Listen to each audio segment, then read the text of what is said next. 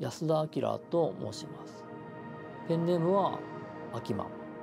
昔ゲーム会社で開発をしてました。今はフリーで主にイラストレーターをやってます。時々キャラクターデザインやメカデザインもしてます。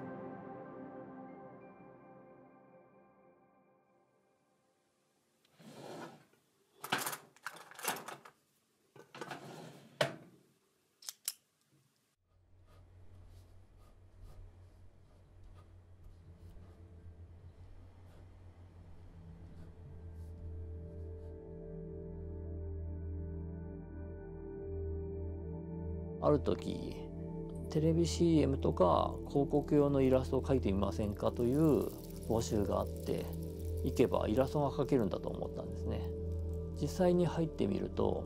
そんな感じじゃなかったんですよ。その会社にあったのはテレビゲームだったからです。でもその僕の面接をしてくれた人が岡本というんですけども、後に伝説の男になるわけですが、その人があまりにも面白かったので、ちょっとだけお金もないしやってみようと思ってカプコンに働くようになりました。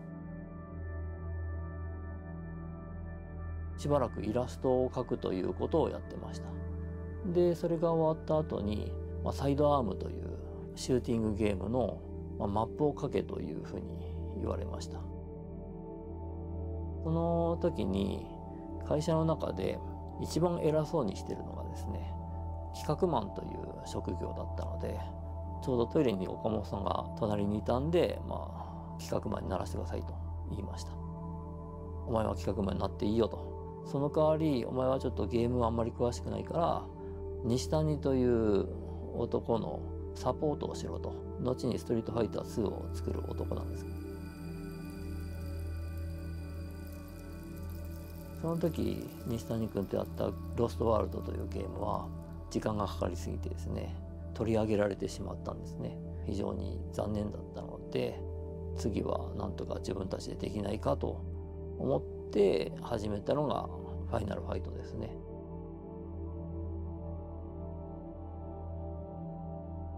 ファイナルファイトの時には時間かけなくてもゴージャスに見えて売れないこともないような感じの企画を立てればいけるんじゃないかということで、調整があまりにも素晴らしかったおかげか、カプコンの中で一番売れたゲームにその当時はなったんで、じゃあ僕と西谷のチームにはストリートファイターというものを作らせてもらう立場を得ました。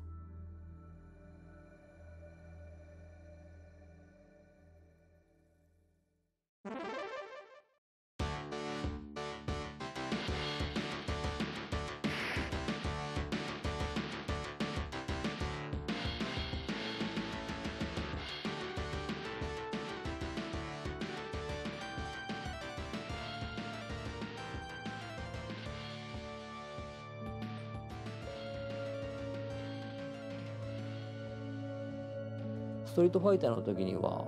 だいぶ大きなキャラクターを作れるようになってきたんですよ。そのために下絵というものが徐々に重要になってきたんですね。信じられないことに昔は下絵を描かずに直接データを打つっていうことも割とあったんですけども、そういうのはもう通用しないから、そのために日本のアニメーターが作ってるのと同じ動画用紙にドットの枠がついてるようなものを印刷工場で作ってもらって、それでみんなにこの動画を描いてもらうというやり方をしました。でキャラクターデザインに関してはですね、みんなでデザインを持ち寄ってみんなで選ぶというやり方をしました。で僕もいくつか出しました。実際作業を始めてみると、自分が想定してたキャラクターに比べてですね、イメージが違うわけですよ。例えば最初チュンリーをデザインした時はカンフーといえばズボンだろうと、実際ドットを打ち始めたらやっぱり何か違和感があったんですね。とにかく圧力が出てこないんですよ。キャラクターデザインってなんとなく絵で収まりが良くてもドットにした時に手前に迫ってくるものがなければ全く無意味だと思ったので、いろいろやった後結局このドット状でズボンをタイツにしてシューズを履かせるとちょうどいいということが分かったんですよ。その後は動きを見た時にこの衝撃的な笑いが出なければ OK が出ないみたいな、そういうムードがあったと思います。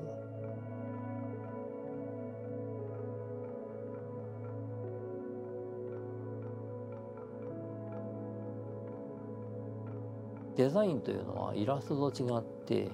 企画を絵にしたものなので、なんだか自分の好みにしたりとか流行がこうだとかそういう感じではあんまり考えなくてですね、この企画では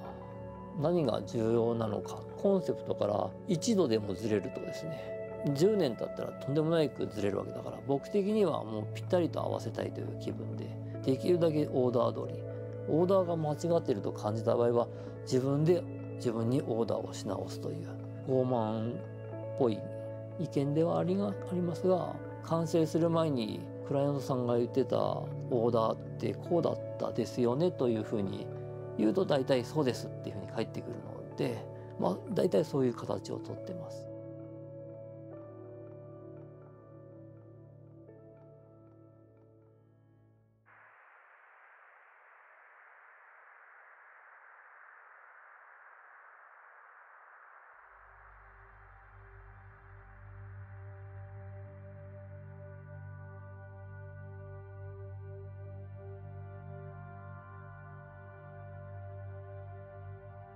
ストリートファイターの開発をした後はですね、言ってみれば僕の上司から「お前はもう現場から外れろ」というふうに言われたんですね。ちょっとした出世をさせてもらったんですけども、その代わり全てのグラフィックに対して口を出すという立場を得ました。なんとなく理解できるんで、せっかくストリートファイターというヒットが出たんならば、そのチームは解体してそれぞれ違うチームにそのノウハウを渡さなきゃいけないという作業があったので、でもそれでもキャプテンコマンドとかヴァンパイアとかウォーザードとか、ちょいちょい自分のキャラクターデザインを反映させてもらうような仕事をやらせてもらってですね、それが割と長くて10年近くそういうのがあったと思うんですけども、もうそろそろ原点に帰ってもいいんじゃないかという気分になってたと思うんですよね。そのストリートファイターの3以降ですね。一回何かリセットしないことには空きマンというものはこの先ないぞというふうに僕も思ったし、僕の上司も多分思ったんですよ。その当時話を聞いていた違う会社の、しかも違うジャンル、アニメーションというジャンル、僕が興味を示した時点でですね、そこからカプコンを離れて東京で半年間スタジオに寝泊まりして単影ガンダムのキャラクターデザインを担当することになりました。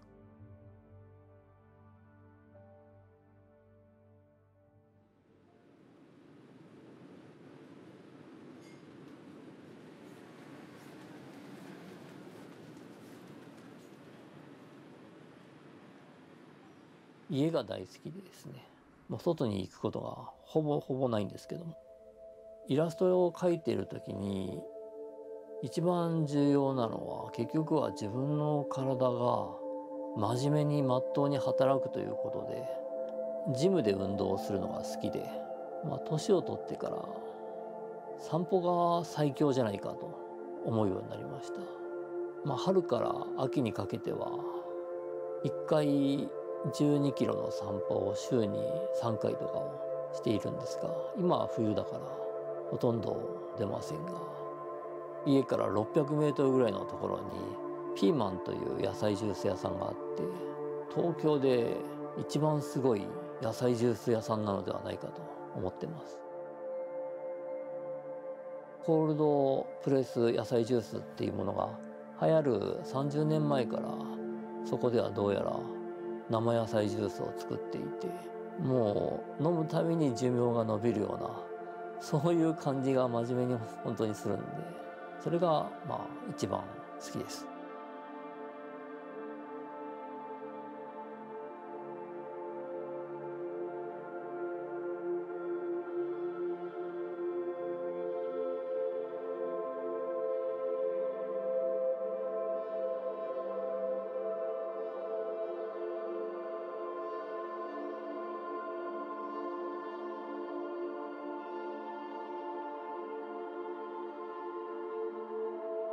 後にレッド・デッド・リボルバーというタイトルになるんですけども、それを開発するためにアメリカに行きました。本当は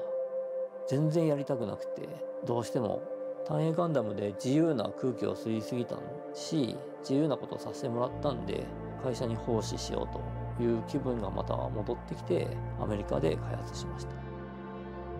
出向していたエンジェルスタジオという会社がロックスター社に買収されることとなり、もうそこから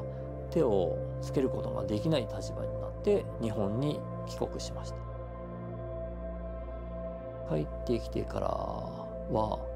カプコンを辞めて東京に来たと思います。誰に言うでもなくブログで発表して、そのまま引っ越し業者を呼んで、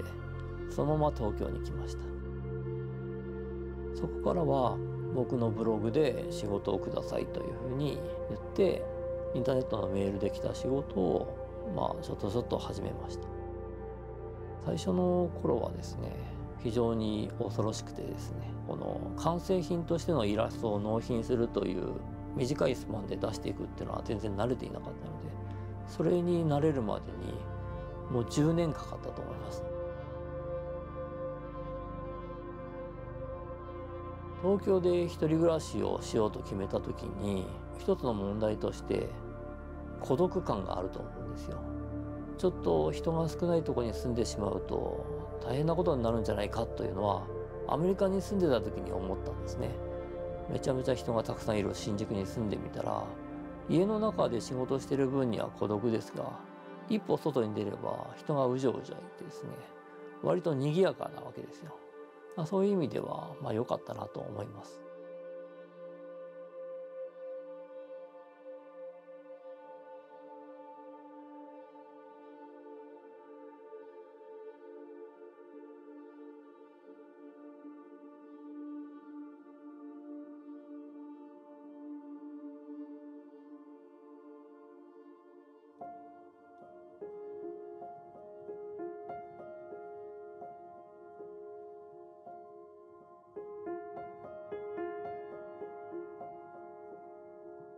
カプコンを辞めてフリーランスになって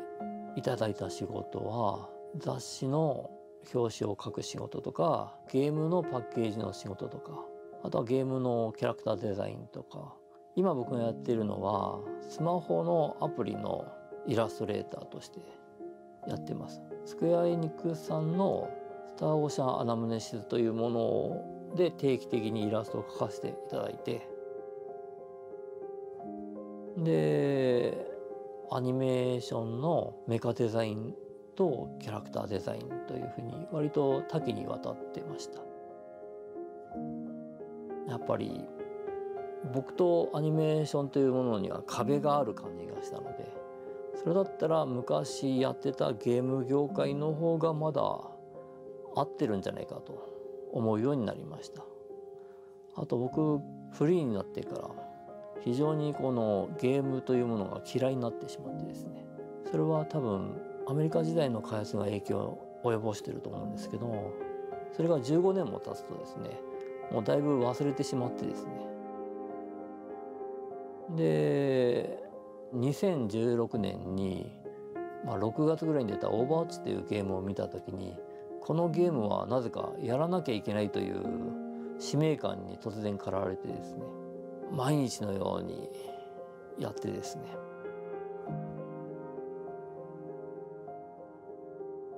FPS というシューティングゲームには属しているんですけども、マップが凝縮していてですね、キャラクターとして強いかっこよさがあり、しかも時に笑えるというものがあると、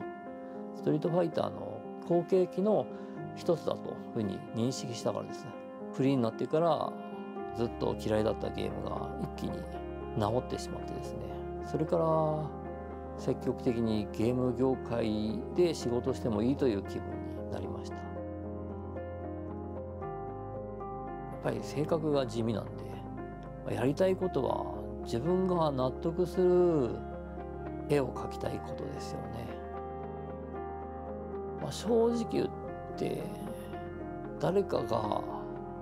褒めてくれることも重要なんですけど、自分が納得するということがやっぱり一番重要でですね、